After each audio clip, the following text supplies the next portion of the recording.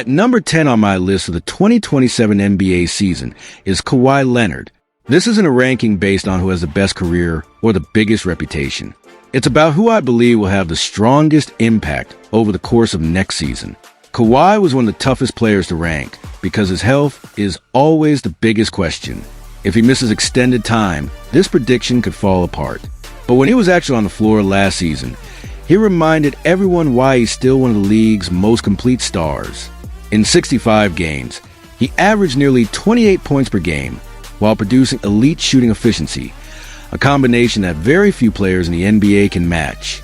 Even more impressive, a huge portion of his scoring came from difficult self-created shots rather than easy opportunities created by teammates. Whether attacking out of isolation, working in the post, or creating in pick-and-roll situations, Kawhi consistently converted shots that most players struggle to make. Advanced metrics showed he performed far above league average on those high-difficulty attempts, proving he remains one of basketball's most dependable late-clock scorers. His move to Toronto could also put him in an ideal situation. The Raptors desperately needed a proven half-court scorer after their offense stalled too often, especially during the playoffs when they lacked someone who could consistently create quality looks under pressure.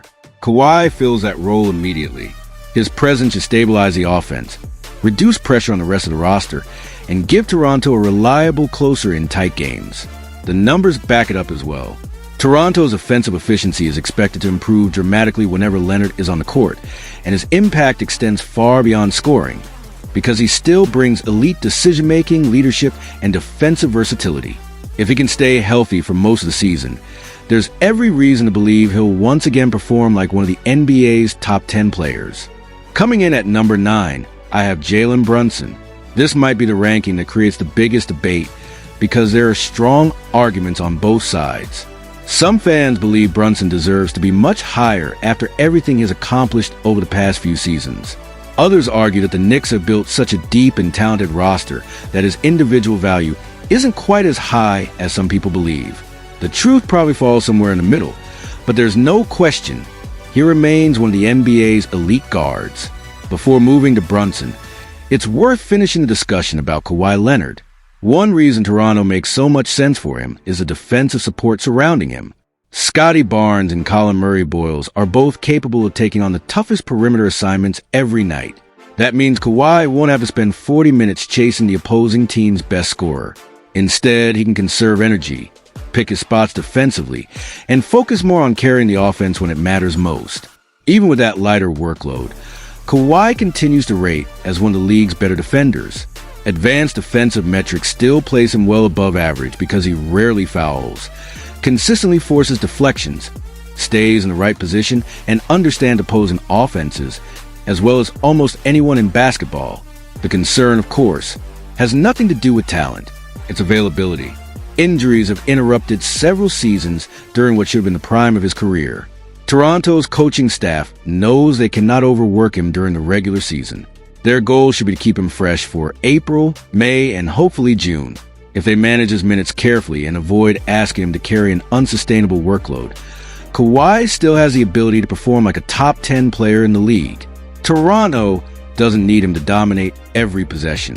They simply need him to create offense in a half court, provide smart team defense, and become the closer when games tighten in the fourth quarter.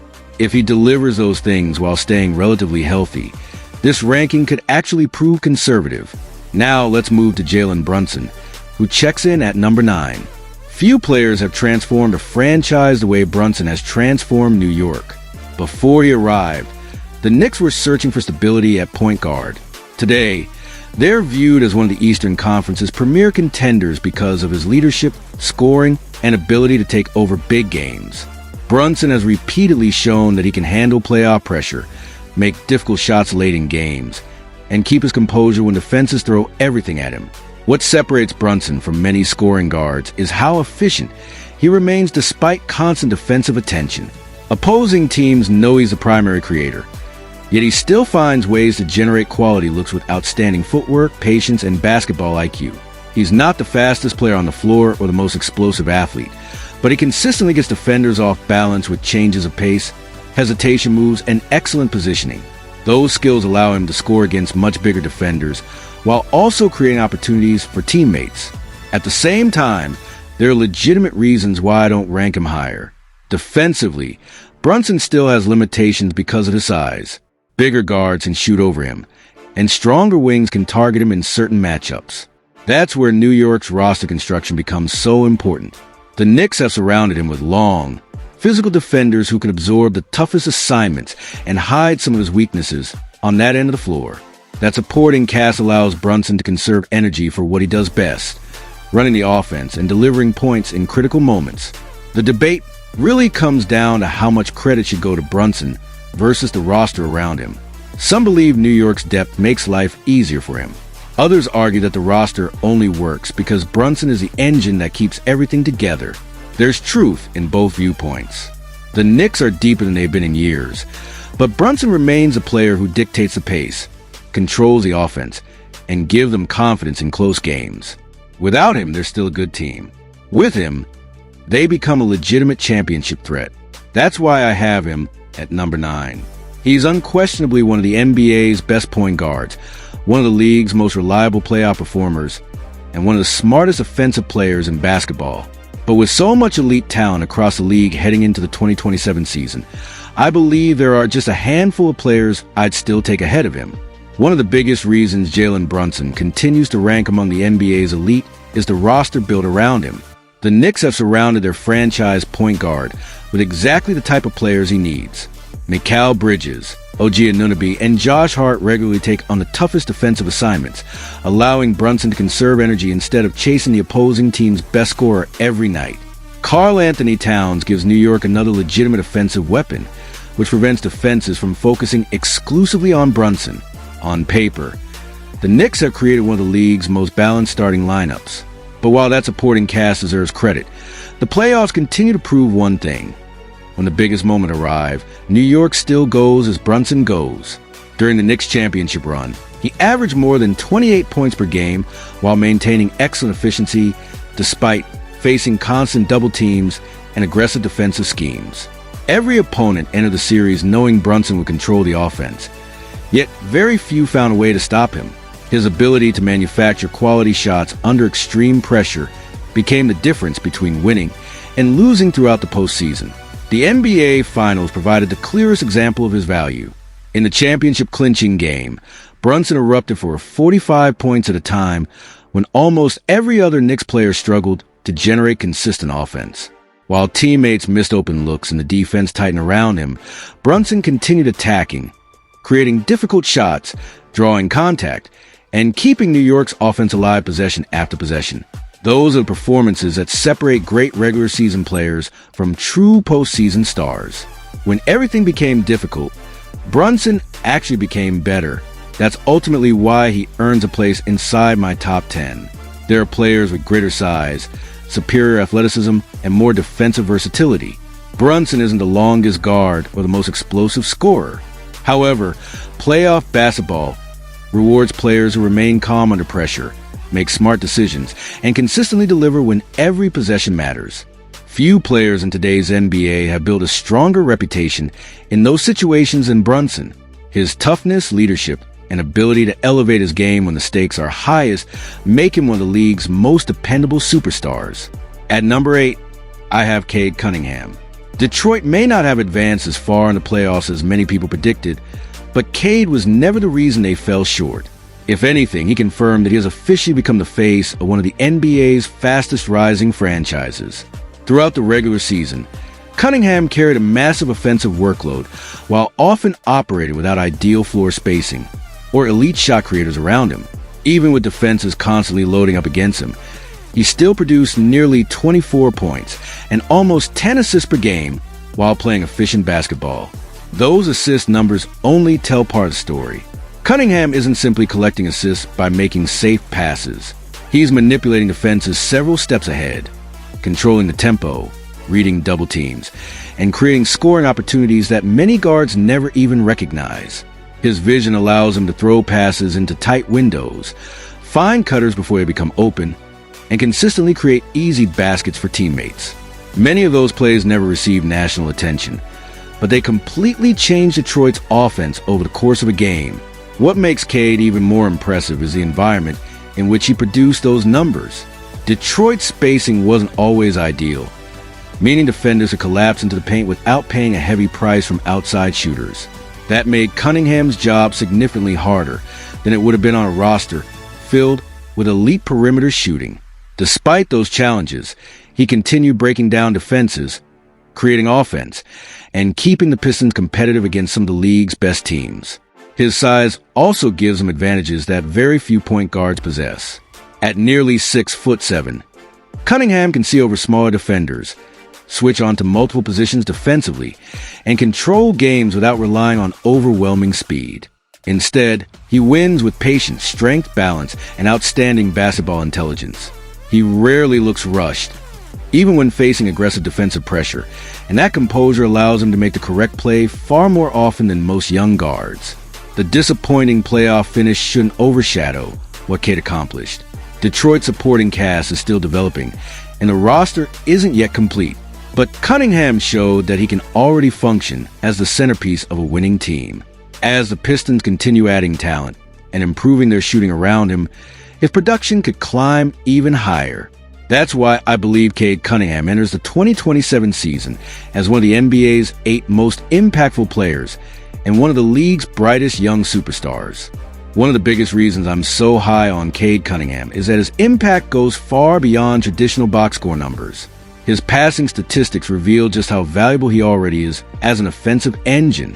Advanced analytics ranked him among the very best playmakers in basketball because he consistently created high-percentage shots around the basket for his teammates.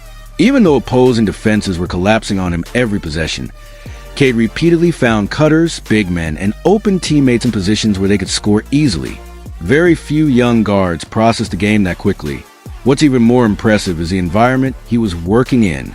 Detroit simply didn't have enough reliable three-point shooting for much of last season.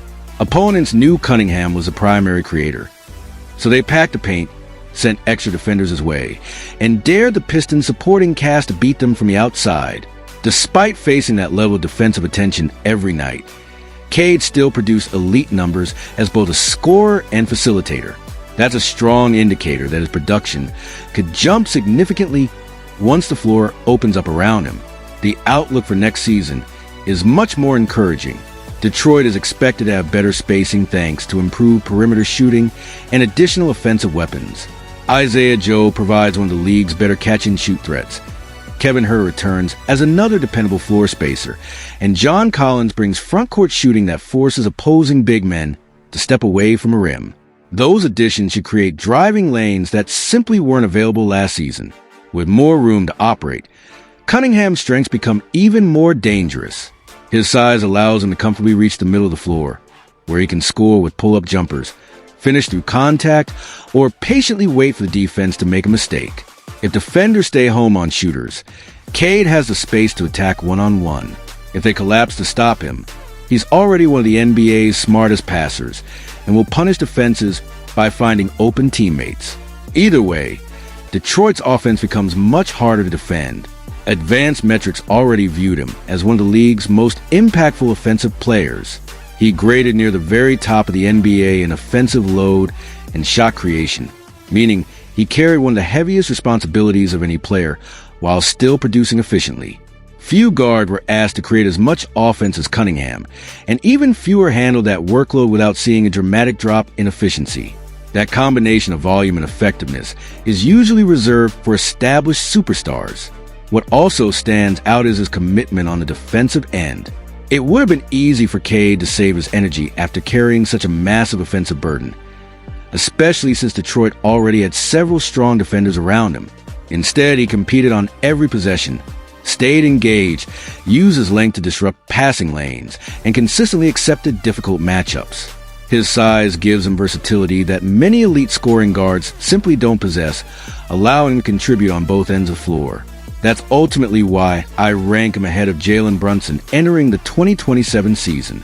Brunson has a stronger playoff resume right now, and there's no denying what he accomplished during New York's championship run.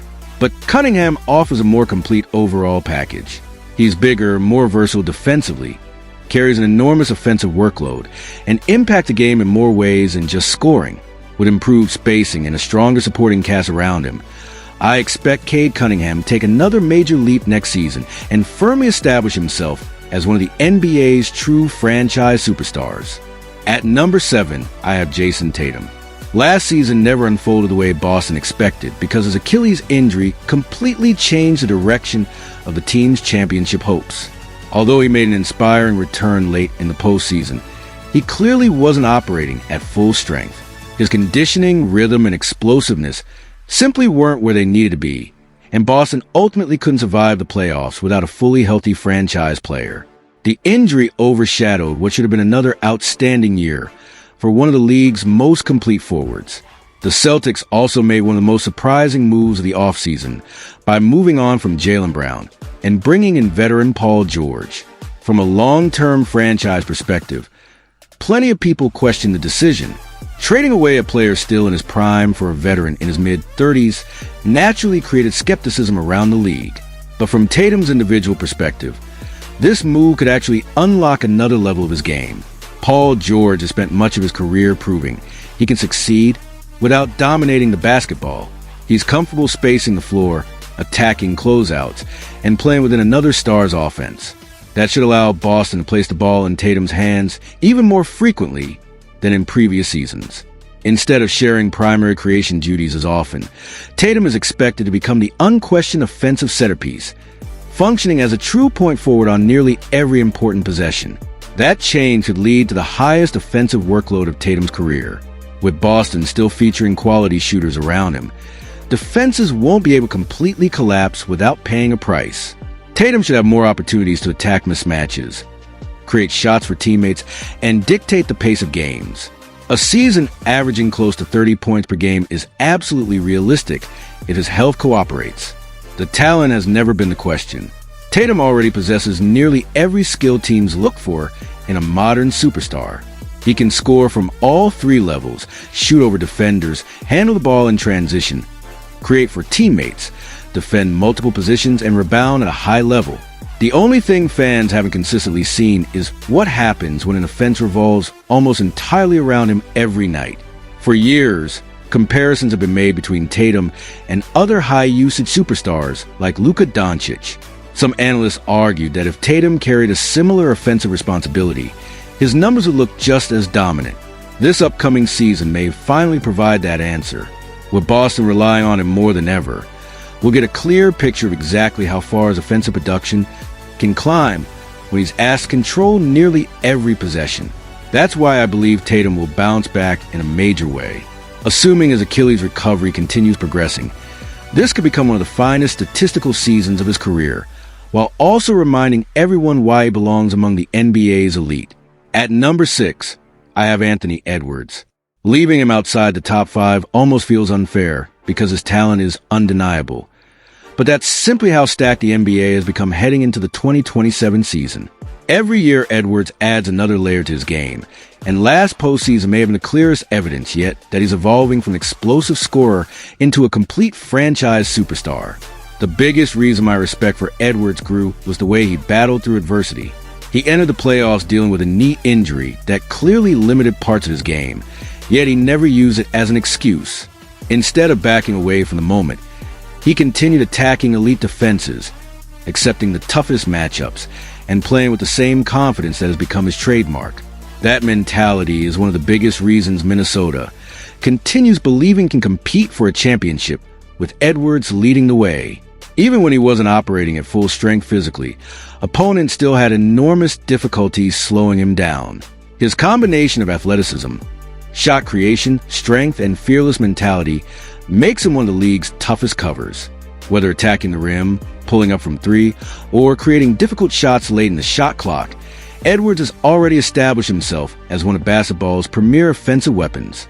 The next step isn't simply becoming a better scorer. It's becoming more consistent as a playmaker and decision-maker. If Edwards continues improving his ability to read defenses, create easier opportunities for teammates, and control the pace of games, he'll have a legitimate argument for entering the NBA's top 5 in the near future. His ceiling remains incredibly high, and there's every reason to believe his best basketball is still ahead of him. Anthony Edwards earned even more respect from me because of the way he fought through adversity. He entered the playoffs dealing with a knee injury, then later suffered a hyperextension that would have sidelined many players for weeks. Instead of shutting things down, Edwards returned far earlier than expected and still produced massive performances against San Antonio in the second round. He refused to let injuries define his postseason, and that competitive mentality continues to separate him from many young stars around the league. His regular season production was already elite.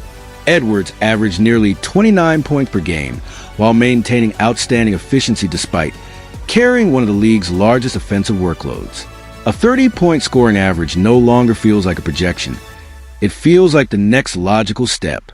Even during the playoffs, when he clearly wasn't at full strength, he continued creating difficult shots at an above-average rate against some of the NBA's best offenders. The biggest change heading into next season is the arrival of LaMelo Ball. That partnership has the potential to unlock another level of Edwards' game. Throughout his career, one of the biggest questions surrounding Anthony has been whether he could consistently make the right reads as a primary offensive organizer. While he has improved tremendously as a passer, asking him to create every possession wasn't always maximizing his strengths. LaMelo changes that completely. He's one of basketball's most creative playmakers, capable of controlling tempo, delivering advanced passes, and creating opportunities before defenses even realize they're vulnerable. With ball handling much of the organizational responsibility, Edwards can spend more possessions attacking off movement, cutting into open space, running off screens, and catching the ball in positions where he can immediately attack instead of having to build every possession from scratch. That doesn't mean Anthony Edwards becomes less involved defensively. It simply means his opportunities become more efficient. Instead of constantly battling double teams at the beginning of possessions, he'll receive the ball in more advantageous situations where his athleticism and scoring instincts become even more dangerous. During the minutes when LaMelo rests, Edwards can still take over as a primary creator, but he won't have to carry that burden for 48 minutes every night. Advanced offensive metrics already placed Edwards among the NBA's absolute best. He graded near the top of the league in overall offensive impact while handling one of the heaviest workloads of any perimeter player. That's what makes this situation so exciting. If he can maintain that production while receiving cleaner looks and easier scoring opportunities, his efficiency could climb even higher. Perhaps the most encouraging part of Edwards' development is how dramatically he improves every offseason. 2 summers ago, he transformed his three-point shooting from an inconsistent weakness into a legitimate weapon. Last offseason, he expanded his mid-range scoring, polished his footwork, and developed a much more reliable post-up game. Every year, he returns with another skill that changes the way defenses have to guard him. If that trend continues, there's no telling where his ceiling ultimately ends. That's why I have Anthony Edwards 6 heading into the 2027 season. At number 5, I have Luka Doncic. Before injuries interrupted his season, Luka was playing arguably the best basketball of his career. He averaged more than 33 points per game while producing elite efficiency despite carrying one of the largest offensive responsibilities in the NBA. Nearly every important possession for the Lakers started and ended with Doncic making the decision and opposing defenses through every possible coverage at him to slow him down. The remarkable part is that it still barely mattered. A huge percentage of Luka's offense came from difficult self-created opportunities. Step-back threes, isolation possessions, late clock pick and rolls, and heavily contested shots. Yet he still finished far above league average in efficiency on those attempts. Very few players in NBA history have been able to create that volume of difficult offense while remaining so productive. His impact wasn't limited to scoring either. Luka continued proving that he's one of basketball's elite offensive engines. Advanced passing metrics again ranked him among the league's very best because of his ability to manipulate defenses and create open shots for teammates. Whether throwing cross-court lasers to shooters, feeding rolling big men, or slowing the game to a preferred pace, Doncic controlled every aspect of the Lakers' offense. Then came March, arguably the finest stretch of basketball we've ever seen from him. During that month, Luka elevated his scoring even further while maintaining incredible efficiency from both the field and beyond the three-point line. He rebounded, created for teammates, generated steals defensively, and looked completely in control against every opponent. It felt like he had reached another level entirely. Unfortunately, just as he was building momentum toward the postseason, injuries brought everything to a halt. The Lakers lost their franchise superstar right before the playoffs, and although they remained competitive, it was impossible not to wonder how dangerous they could have been with a healthy Doncic leading the way. Oklahoma City may still have emerged from the series, but there's little doubt the matchup would have been significantly more competitive. Now the situation has changed even further. With LeBron James no longer on the roster, the Lakers officially become Luka's team. Every offensive possession, every late-game decision, and every championship expectation will revolve around him. The responsibility increases, but so does the opportunity. If he stays healthy, Doncic enters the 2027 season with a legitimate chance to remind everyone why many still consider him the most unstoppable offensive player in basketball.